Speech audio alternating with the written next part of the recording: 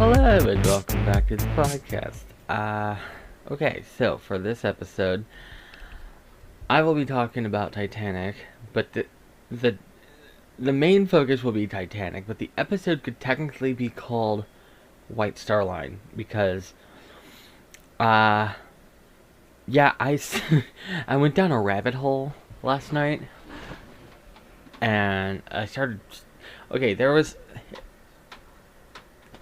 the podcast I've always talked about that I like, Riddle Me That, and I blame her. Okay, so she in her latest episode, at the end of it, she recommended a new not new podcast. She recommended a podcast she likes named Anxious and Afraid, and I like. She showed a promo and it sounded really interesting. And there's my computer, and the first episode was about Titanic, and they were talking, and then like the one of the hosts was talking about how when she was a kid, she was obsessed with Titanic, and they were like talking about it, and that was me. Like the way everything's just saying, I was like, that was me. When I was a kid, around the time the movie came out back in the 90s, I became so obsessed with the Titanic that I would actually get in trouble at school and at home because I would talk about it so much. And they were like, "Are you talking about Titanic again? Stop that. I'm sorry." So, I actually saw the movie twice in theater on the first run. And then I saw it a third time in theater in 2012 when it was re-released in 3D for the 100th anniversary of the disaster. And then I've seen it, probably no exaggeration, 1,000 times. I watched the VHS so much that it actually stopped working. And I had it on DVD for a long time, then I lost it, and then a few years ago I had it on Blu-ray, and I lost that. So I haven't seen it. This is probably the longest I've gone without seeing it, and I last saw it about 4 years ago. And I can quote the movie beginning to end, and I randomly quote it all the time. And so, but she was talking about the episode. It's just last night she was talking about it, and it got me wanting to look into it again. And I went down not so much a Titanic rabbit hole, but a White Star Line rabbit hole. I never really knew much about the company. I knew that they made Titanic. They built Titanic. And I know Titanic had, two sister ships. There's the Olympic class ships. There's the Olympic, the Titanic, and the Britannic. And so I knew, that my main focus has always been Titanic when it came to that. I never really cared about Olympic or Britannic or White Star Line. I didn't know anything about them. So yeah. I actually was under the impression that White Star Line went under after the disaster because they put so much into it. And I remember there was like a court case and all that. I don't know much about that, but yeah, there's a lot more to the story. Titanic was far from the last ship that they made. And they don't really, as a company, they don't exist anymore. They technically do, kind of, sort of, maybe-ish. But anyway, I have, let's see, where is it? No, wrong one. I have 7 tabs up right now. Wait, 8. I forgot to count the one that's highlighted because it's a different color from the rest. So, White Star Line. Okay, so the White Star Line was actually founded in 1845, which according to this was 176 years ago in Liverpool. And it became defunct in 1934, 87 years ago. And I actually just watched a video about the history of the White Star Line. There's a game that's been in development forever. The main, it's a game, but like I consider them like an official authority on Titanic. They're not. They're like a group of fans, but they're like dedicated, and they've been doing this for so long that like if they say something, I take it as, oh crap, I clicked on something. Okay. I take it as, you know, this is the historical fact, and they're kind of like an authority kind of on Titanic. It's called Titanic Honor and Glory. You might have heard of them. There is a video they did years ago. It's a real-time sinking of the Titanic. It's a 2-hour, 40-minute video. It's 3D animation. It's of the sinking of the Titanic. And in 2016, I found it, and I watched the whole thing. I sat there, I made something to eat, and I just sat there and watched this thing. And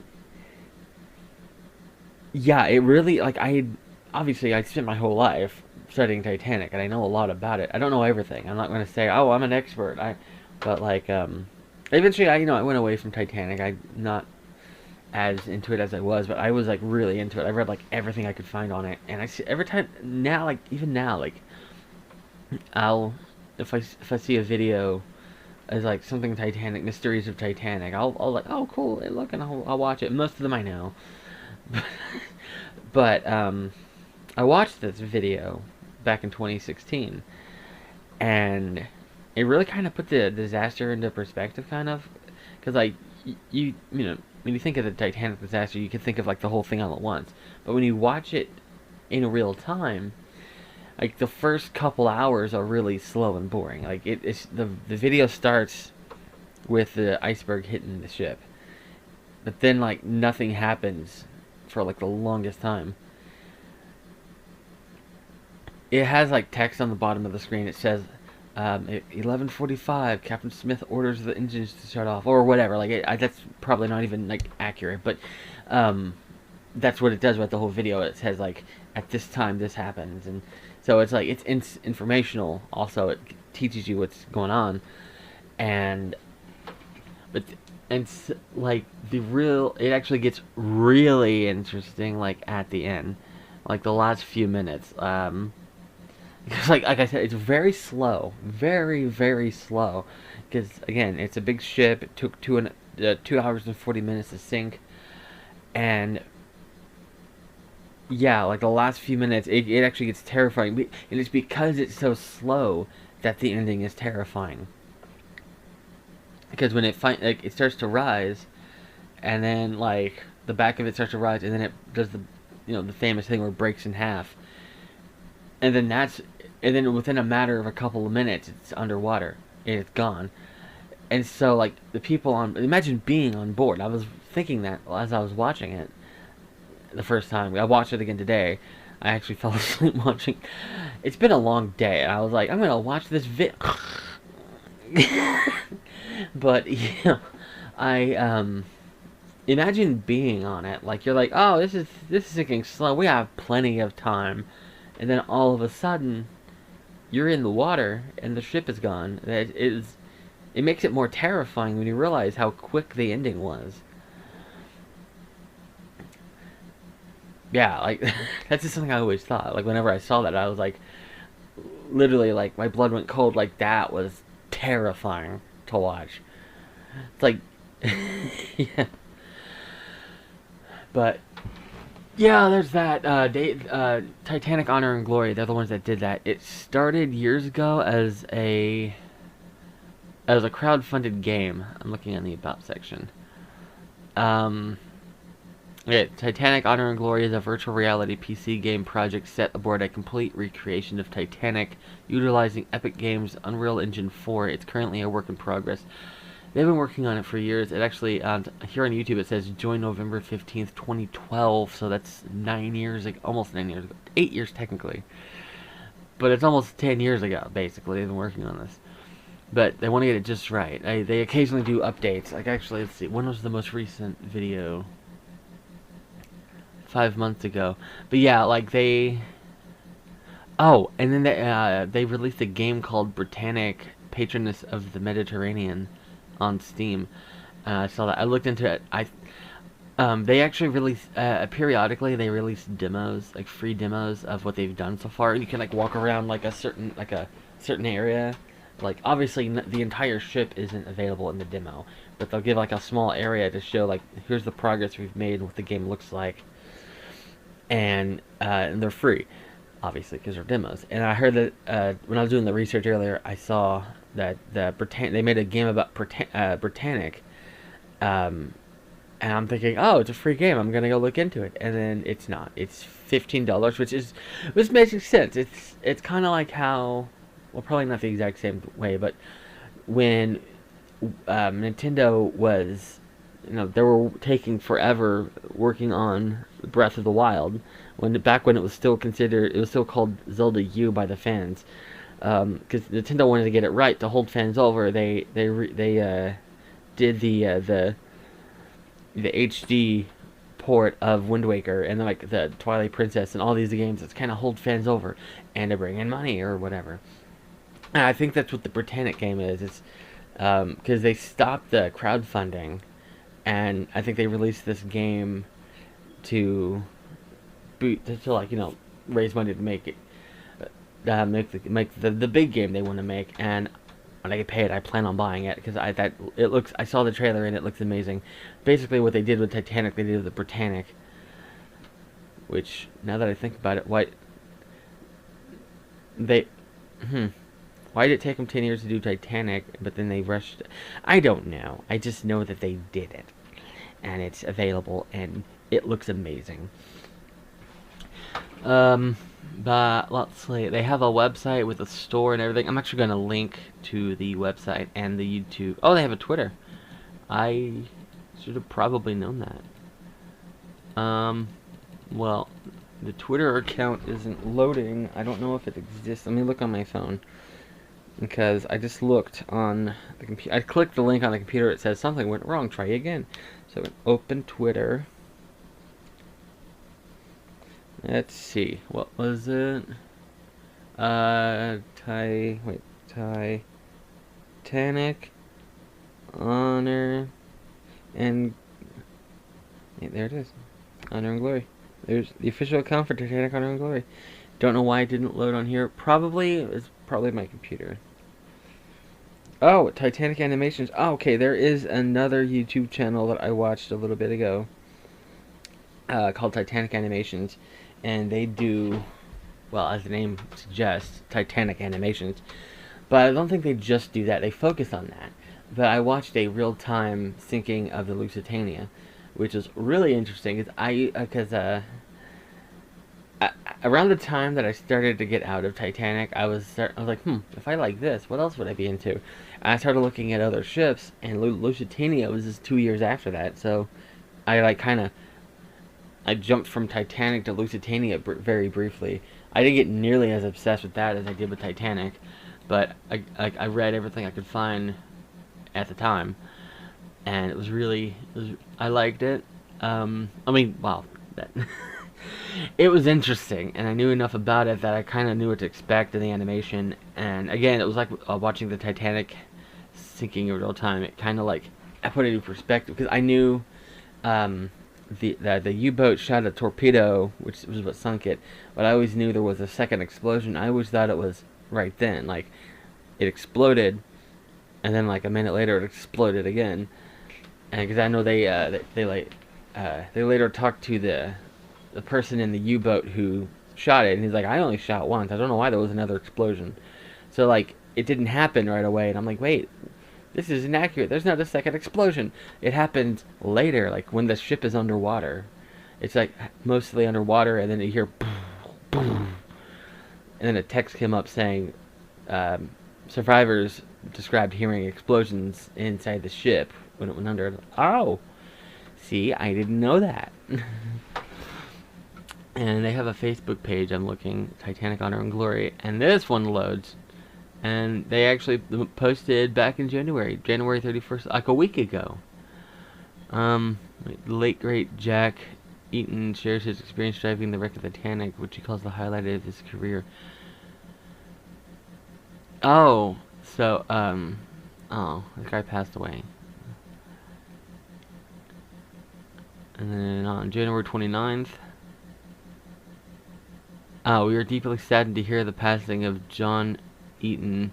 Jack was the kindly and knowledgeable historian for the Titanic International Society and beloved by many in the Titanic community. We will miss him immensely and are grateful for all he did for Titanic enthusiasts worldwide. Actually, I think the guy looks familiar. I've seen so many Titanic documentaries, I've probably seen him. But anyway, yeah. There's that. But with the White Star Line, I opened the wrong tab again. There's this. The reason I said they technically still exist, they in 1934, they them and their biggest competitor, I think it's pronounced Cunard. I'm gonna say Cunard. Actually, I don't want to say that. Going to look on their thing. It doesn't say how to pronounce it. Okay. I'm just going to say Cunard. They were the biggest rivals. But they were failing, because this was during the Great Depression, so they were failing. And the British government said that they would bail them out under the stipulation that they merge into one company. So White Star Line and Cunard were defunct and became Cunard White Star, a whole new company. They merged into one big company, and it lasted about 15 years. It says founded in 1934, defunct in 1949, and then the Cunard Line. Let's see what it was founded in that year. Cunard in 1949. Cunard bought, apparently, okay, they were still two separate companies in one company, but it was like one company. It explained it in one way or whatever. And in 1934, Cunard decided to basically buy the rest of White Star. So they dropped the White Star part of the name and it became Cunard again. And so White Star Line is no more. That's the reason I say it's technically still around, is like what was White Star became Cunard. They basically absorbed them. So they're not around anymore as a company. But yeah. There is one White Star ship still available. Still around. Let's see. It is the Nomadic. Last surviving White Star ship, SS Nomadic. And it's dry docked in Belfast, Northern Ireland. So, they made 89 ships in their 104-year history, and there's only one that's still around.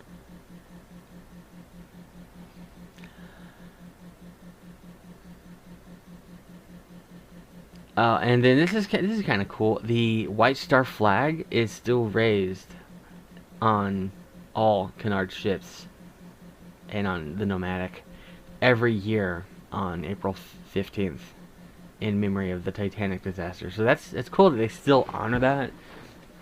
They're not like bitter, like, well, that's a different company, like we beat them. Or, no, they still honor that history and the disaster and fleet events. I don't know what that is. And there's Britannic. There's a film. Apparently, there's a film of Britannic in 2000. It's a spy film. What? I don't want to watch a spy film. Okay. A German spy has boarded the Britannic, posing as her chaplain Reynolds, and soon discovers that she is secretly carrying a large amount of small arms and munitions bound for Cairo. I don't know anybody in this film. Alright, I clicked on the wrong Wikipedia page. The Britannic. Okay, so the Olympic class ships were the Olympic, the Titanic, and the Britannic. And each one was slightly bigger than the one before it. And out of the three of them, they're actually built to compete with, like, the German ships and everything. They were like, is White Star saying, hey, we're dominant here, and didn't exactly go the way they wanted it to. Because Titanic sank in 1912. The Britannic, it was supposed to be a passenger ship, but then, World War One, and it became a hospital ship, and it never got to be a passenger ship. It sank on November 21st, 1916. So, yeah. It actually has a note here. It's the largest ocean liner ever sank. So, it was bigger than the Titanic. Launched on 26th of February 1914, so almost 2 years after the Titanic sank. So they had time to fix the problems and make it bigger and say, hey, this is the winner here, or whatever. The only one of the Olympic class ships to not sink was the Olympic. I always thought it did. I was always under the impression that it did. I just assumed that it sank. Its maiden voyage was on the 14th of June, 1911, and it was in service until April 5th, 1935, when they scrapped it. So it kind of sucked that they scrapped it, because I understand, because it was during the Great Depression. They needed the resources and the money and everything. But it would be cool to have, because they're talking about doing a Titanic 2. I think there's a Chinese shipbuilder or something that was talking about building a new Titanic, or a replica. There was just two ideas I heard. There was going to an actual ship that you can sail on, and then there's one that's going to be dry docked as a museum, which that would be cool. Either one of them I would definitely want to go on. But that would be cool to have one of the actual ships dry docked, like the Queen Mary. So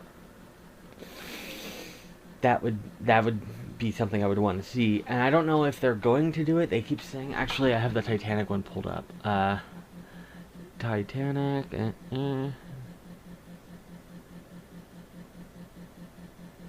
Replicas. Okay. There have been several proposals and studies for a project to build a replica ship based on the Titanic. A project by South African businessman Cyril Goose was abandoned in 2006, and a project by Australian businessman Clive Palmer was announced in 2012, known as Titanic 2. A Chinese shipbuilding company known as Wushang Shipbuilding Industry Group Company. Just keep adding to the end. Oh, LTD. It keeps going. Commenced construction in November 2016 to build a replica ship of the Titanic for use as a resort. The vessel will house many features of the original, such as a ballroom, dining hall, theater, first-class cabins, economy cabins, and swimming pool. Tourists will be able to reside inside the Titanic during their time at the resort, and it will be permanently docked at the resort and feature an audio-visual simulation of the sinking, which has caused some criticism. Yeah, I think that would cause some criticism. It's okay, on this flight, on this plane here, we're gonna have a simulation of the 9/11 terrorist attacks. What? Why is everyone looking at me like that? The RMS Olympic was the sister ship of the Titanic. The interior decoration of the dining salon and the grand staircase were in identical style and created by the same craftsman. Large parts of the interior of the Olympic were later sold and are now in the White Swan Hotel, Alnwick, which gives an impression of how the interior of the Titanic looked. That is cool. Oh, here's a picture of it. That is a thumbnail. I am loading the picture. And it's loading. Loading. Still loading. This is very slow. Oh, there you go. Nice. Actually kind of looks like in the movie Titanic. Yeah.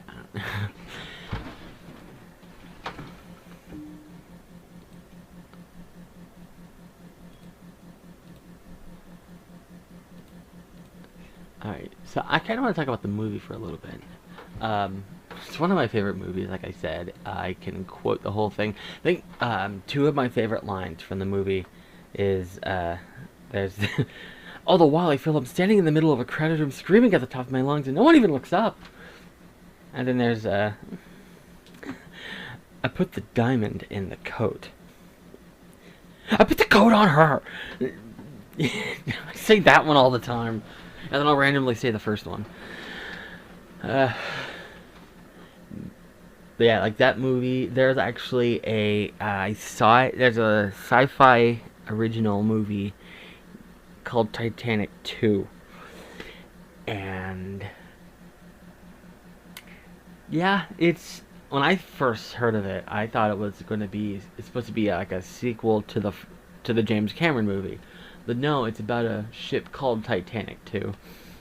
And that's how they got away with that.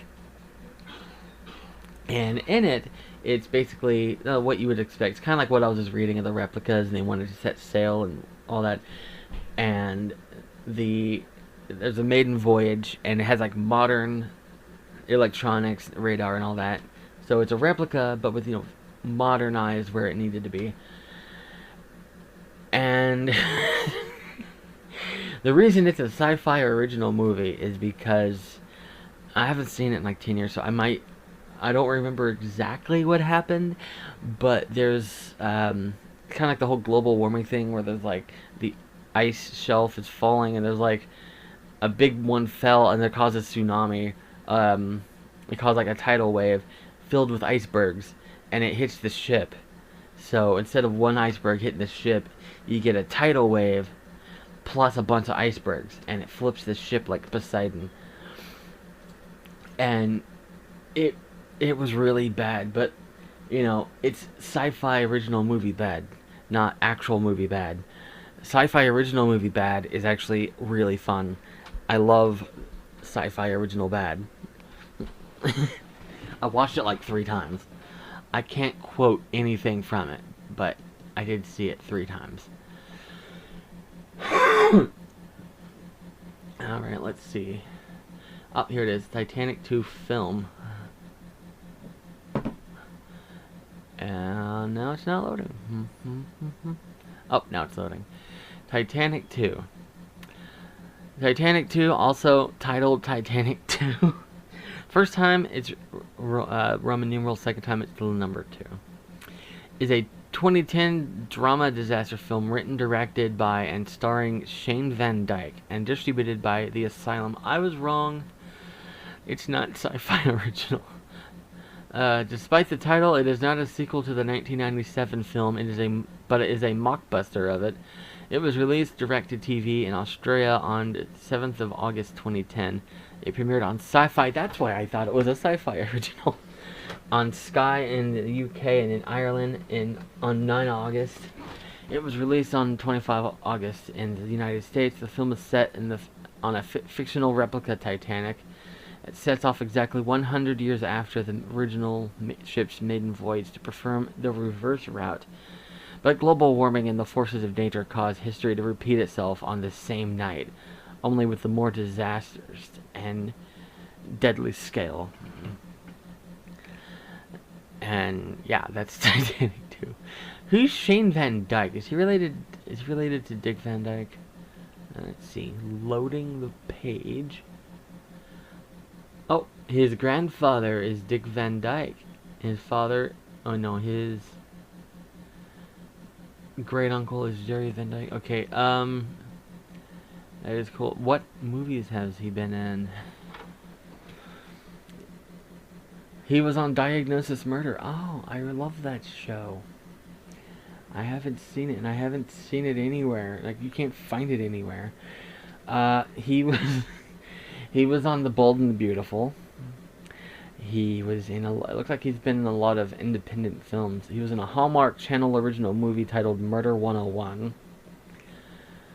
He was in a miniseries titled Shark Swarm with Daryl Hannah. He's been in... Okay, so this... I said he was in Titanic too, and it's an asylum film. He was also... Transmorphers, Street Racer, Paranormal Entity, and The Day the Earth Stopped, and Asylum. So a bunch of those types of films. So I don't remember what all... oh, wait. Here's an IMDb page. No, he doesn't have an... Oh, he does, right here. Okay. And it's not... Can't reach this page. Check if there is a typo in www.imdb.com. I'm pretty sure that's the site name. I could be wrong. Pretty sure that I'm not. Oh, and then there's another one I want to talk about. If I can find that. I saw the name. I saw it. I know I did.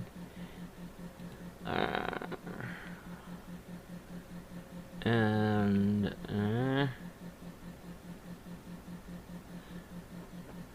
I'm just gonna have to do a search. No, I don't even know how to spell it. Oh wait, I'll just look on. Wait, Cunard. I think it was this one. Ah, this one, Lusitania. And okay, there were two ships that came out around the time. That makes it sound like a movie. There were two ships that were built around the time, like a few years before Titanic, and one of the, oh wow, there was one of them I knew very well, Lusitania, and the other one was, I had never heard of this except for in the movie Titanic, when Rose steps out of the car and looks up and says, I don't see what all the fuss is about, doesn't look any bigger than the Mauritania. And Cal's like, yeah, it's over 100 feet longer than the Mauritania. I don't know if that's true or not. I didn't know what the Mauritania was until now. Yeah, it looks like the Lusitania, but let's see. It launched in 20 September 1906, and let's see, out of service in 1935. It was scrapped in 1935. So Mauritania lasted quite a while. Wait, post-scrapping. There's a section on here called post-scrapping. Some of the furnishings... Oh, okay. I was like, wait a second. The ghost of the ship. It's a ghost ship. That's what it was. Wait, is there a movie about... Actually, let's see. I want to look at the Mauritania... Oh, I think I clicked that button. I didn't mean to click a button. Lusitania, that's what I meant to click. Lusitania. I want to know if there's a movie about the Lusitania. I think I saw a movie cover once, but I didn't look further into it. But now I want to see if there's RMS Lusitania. Alright, let's see. Oh yeah, RMS, if you didn't know, meant Royal Mail Ship. Let's see, conspiracy theories. Oh yeah, I knew about that. Cultural significance. There's a separate page for thinking of RMS Lusitania and cultural cultural significance. And it's loading. Let's see. Let's see. It's loading. Animation. There's...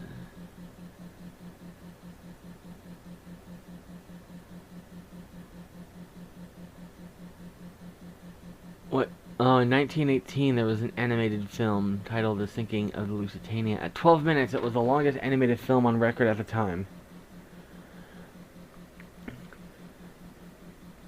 The docudrama Sinking of the Lusitania, Terror at Sea, it's 2007, depicts the last voyage of the Lusitania and the political and military decisions that led to the sinking. And National Geographic did a documentary in 2012 called Dark Secrets of the Lusitania. Describes an exhibition investigating the wreck made by Greg Bamis, I think his name is, and a crew of divers in 2011. I saw the pictures of the wreck, and it landed on its side, which makes sense because it tipped over and sank, like the castle in Monty Python and the Holy Grail. I want to see this animation. Is it possible to see it? I want to know, is it possible to see this animated film? Not for a Jedi. Let's see, IMDb. No, I don't want to read more about it. I want to watch it.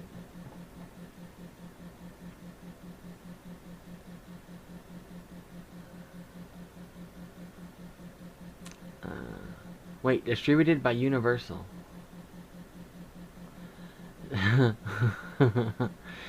Did not see that coming. So that animated film about the Lusitania that was released in 1918 was released by Universal. So, yeah. He had an earlier film called How a Mosquito Operates. So I'm actually curious about that. It looks very basic. 6 minutes long.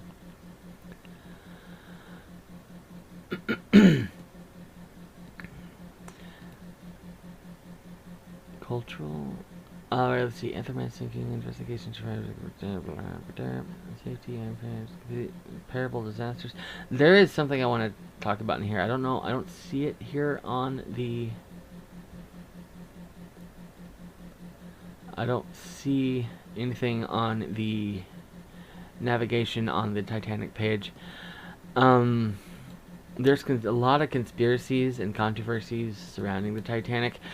Most of them I don't agree with, I don't believe, but they're still interesting because, yeah, one of the main ones that I always hear all the time is that there was an Egyptian mummy on board the Titanic and it cursed the ship. That has actually been debunked. There is no evidence that there was a mummy on board the Titanic. Nowhere at all. Like that. I think that actually didn't start. I think the earliest record of that was like the early 2000s. I think. I don't know. I didn't hear about it because I read everything I could find in the 90s about the Titanic, and I didn't see that once in all my studying. And even if I had, it doesn't mean it's true.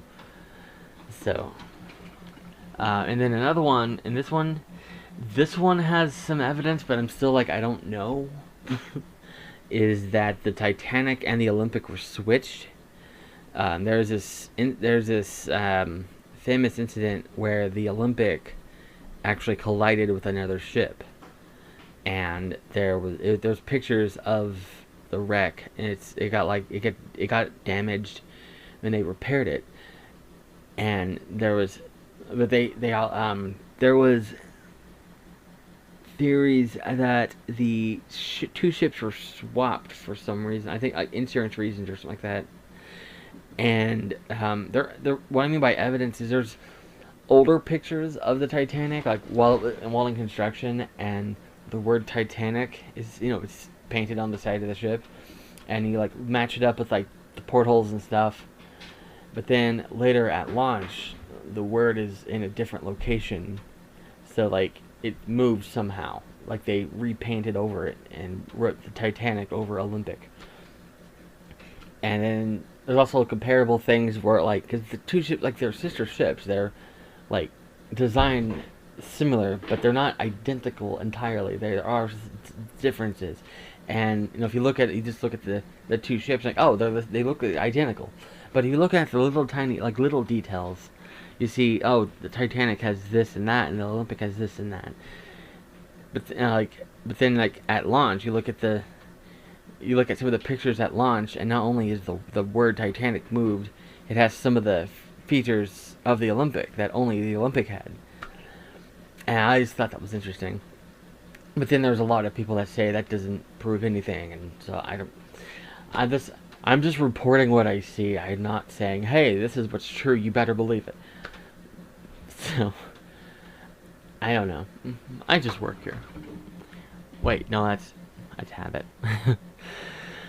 There is something that's a little creepy that I always thought was a little creepy, and I didn't know a whole lot about it until I saw because I thought it was fake until I saw that real-time simulation. The Californian. There was reports from some of the survivors that they saw a ship the entire time, like, just on the horizon, like just right there. There was lights, and you can see the ship. Like, it's really creepy. It's just right there, and that's part of the reason they send up the flares. It's like, hey, it's right there. It's send up the flares, like, get its attention. And it turns out there's actually a deleted scene in James Cameron movie where you see that, where the Olympic is actually the Olympic. I say Olympic.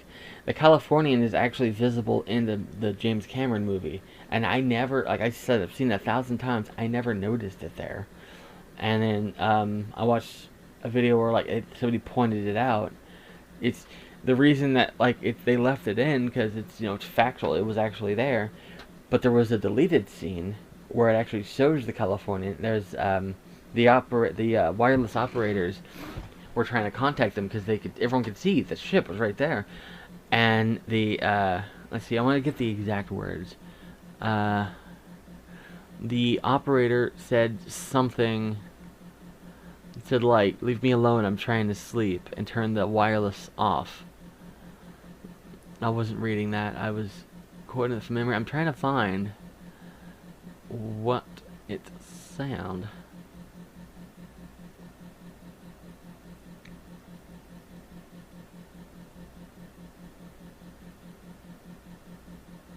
I'm not seeing what he said, but he said something like that. But anyway, yeah. The people on board the ship, the Californian, got in trouble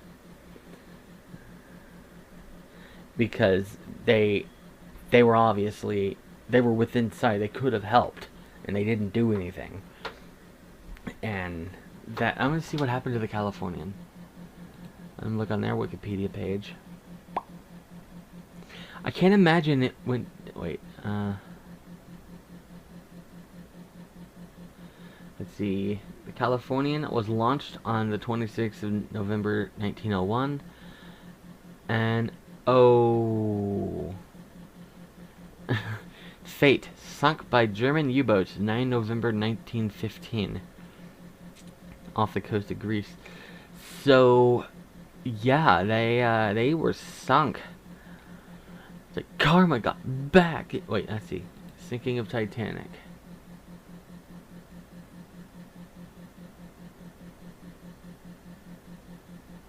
Ah, yes, here it is. He said, shut up, I am busy, I am working Cape Race.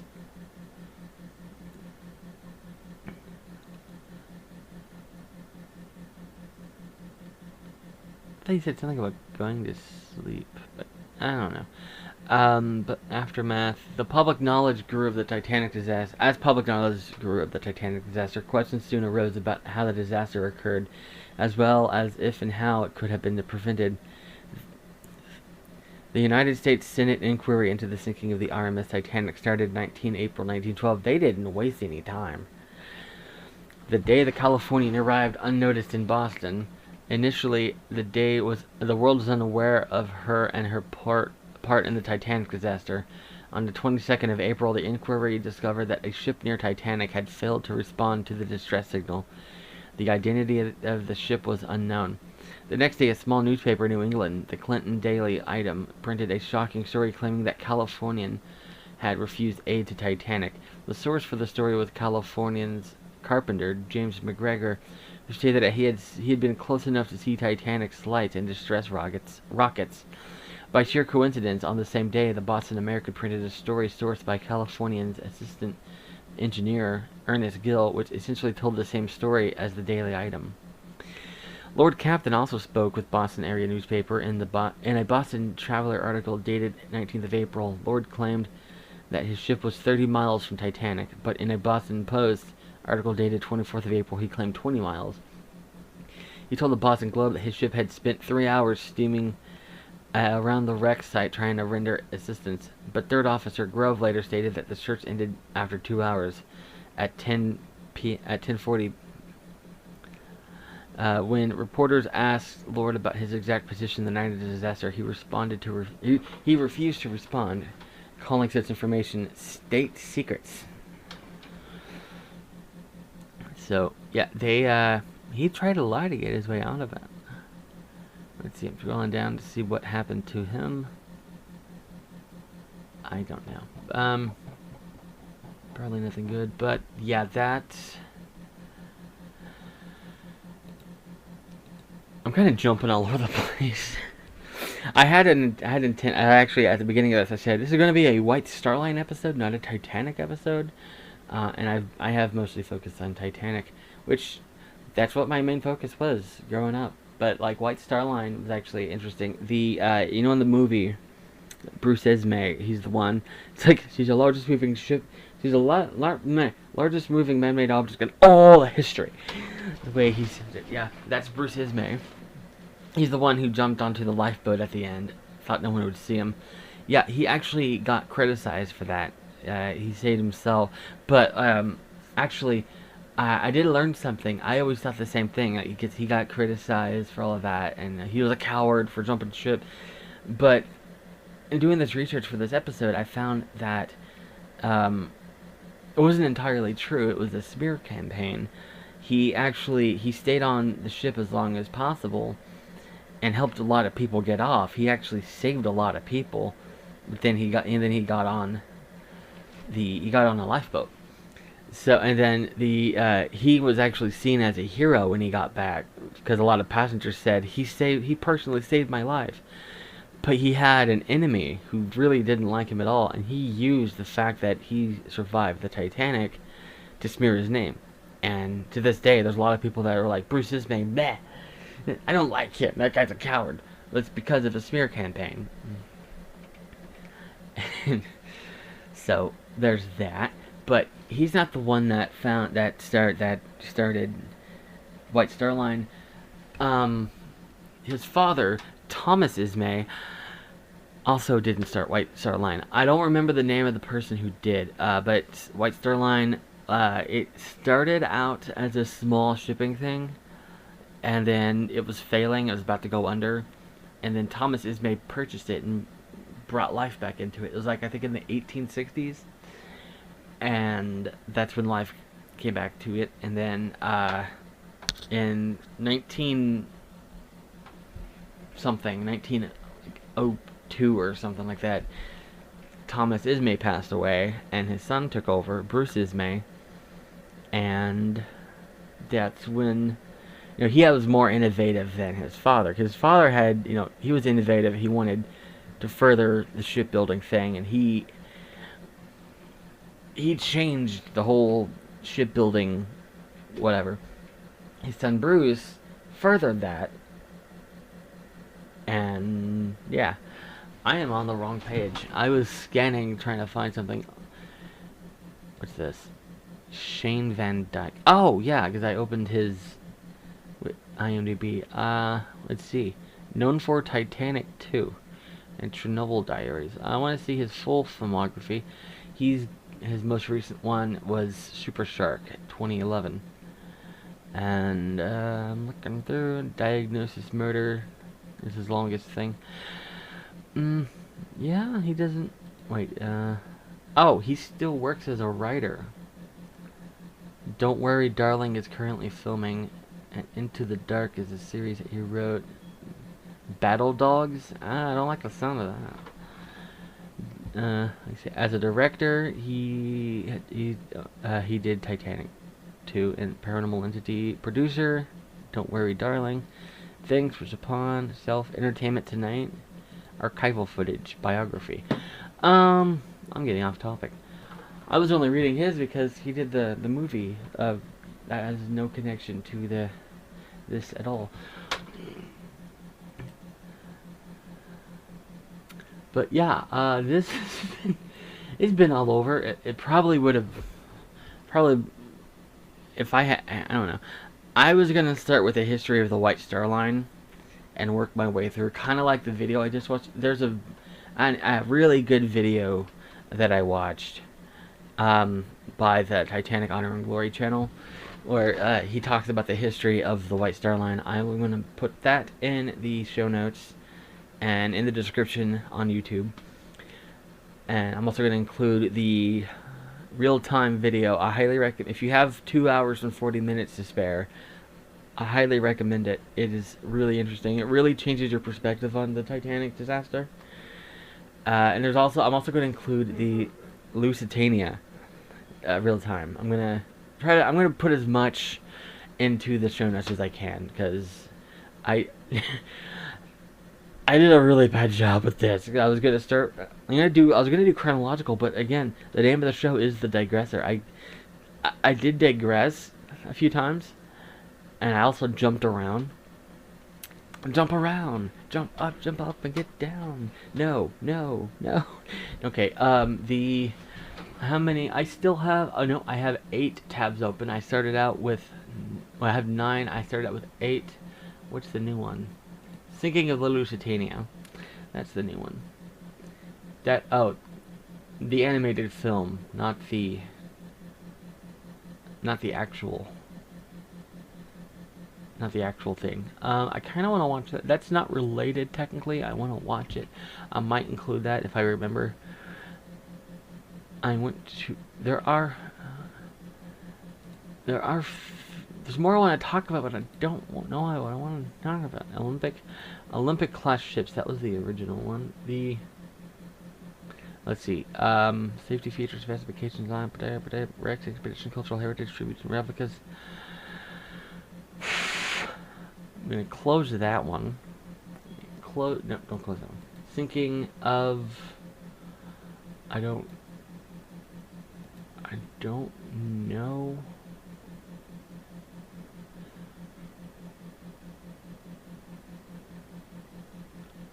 There should be a movie about the sinking of Lusitania. It's actually really interesting. Close that one. Canard White Star Line. The White Star Line. The Britannic. Is that the only movie? Because let me see. In pop culture. Sinking of the ship is dramatized in the 2000 film Britannic, which featured. That's the one. BBC Two documentary Titanic's tragic twin, the Britannic disaster. It's broadcast on 5 December 2016. 2020, the video game. It's the one I talked about. There's a movie. There's a Alma Katsu 2020 novel. The Deep is set partially on the Britannic and on its sister ship Titanic, and centered around the sinking of both ships. Oh, I'm kind of interested now. Let me see. Synopsis. Wait. The Deep is a 2020 historical fiction horror novel written by Alma Katsu and was written in the United Kingdom through Batten Press, and in the United States through GP.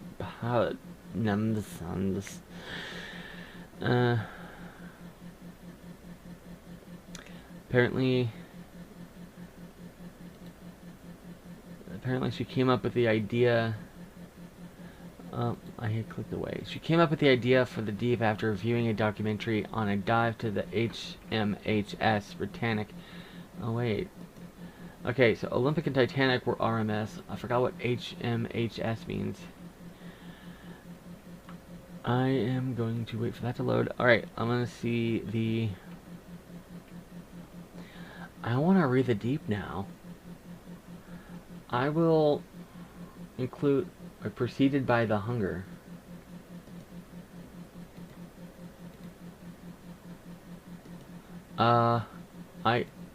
I'm curious now. I'm gonna look at Alma Katsu's page. Let's see what does HMHS stand for?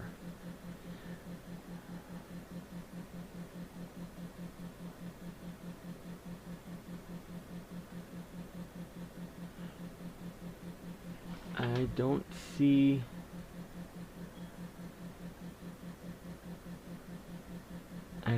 It doesn't say. Okay, I'm actually going to do a search on here. HMHS. There's 24. I don't want to look at all of them. Oh, His Majesty's Hospital Ship. That's what it stands for. Close. Alright, let's see. Alma Katsu, let's see. She was born 1959 and is an American author, writer of adult fiction. Her books have been translated into over a dozen languages and has been published in the United Kingdom, Brazil, Spain, and Italy. Katsu has also had a 29-year career in the United Federal Government, working in a number of positions dealing with intelligence and foreign policy, with an emphasis on technology issues. Since 2012, she has worked as a senior policy analyst for the Rand Corporation. Standalone novels. Oh. So, The Deep and The Hunger are standalone. And The Deep is the only one that has a Wikipedia page. I guess... Wait, let's see. The Taker was... She has one called The Taker, which came out in 2011. It was named one of the 10 best debut novels of 2011. So I guess that was her first novel. She has, it's a Taker trilogy. The Taker, The Reckoning, and The Descent, 2011, 2012, and 2014. Standalone novels, The Hunger, 2018, and The Deep, 2020. And then, I guess, short stories. I don't know if these are collections or if they're just short stories. The Witch Sisters, 2013. The Marriage Price, 2012. The Devil's Scribe, 2012. And then Pipe Fitters Union. Doesn't have a year. An anthology, Enhanced Gravity. But I will include a link to The Deep on... Actually, where do I find that? I kind of want to do the... Wait. Her official website. Publisher's website. And there is the Facebook page. I am going to link one... I can't reach page. Cannot reach page. It will not load. Her Facebook page will load. I will include a link to it in some form or fashion in the show notes because it sounds really interesting and it ties directly into what I'm saying here about Titanic and Britannic and all that. And it just came out last year, so it's a new book. I've never heard of her, and I will definitely... Oh, she has a new one out. I can see on Red Widow. It's on sale March 23rd, 2021. So I guess... check her out. Let's see. Can I get that to load? Maybe somebody typed it wrong. I'm going to click on this, and it still didn't load. I don't know why. Her website will not load for me. I will try it on my phone. I definitely want to try. I definitely want to read this now. Let's see.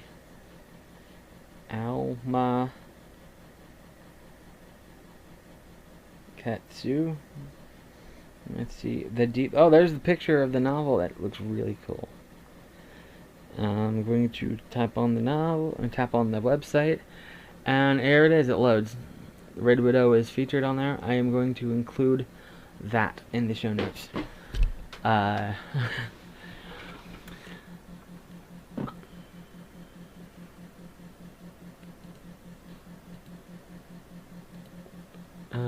Yeah, let's see, how long is it going on? Almost an hour. 20 more seconds and it'll have been an hour. So, It's an hour-long episode. It didn't go the way I wanted it to, but I did talk about... At least I talked about the topics I meant to talk about. I just didn't do it in the order I wanted to do it. And, yeah. Still not a professional, and it's been an hour. Okay, I'm going to end this here because I don't know what else to say except something. I don't know. I want you to pay me like one of your little French girls.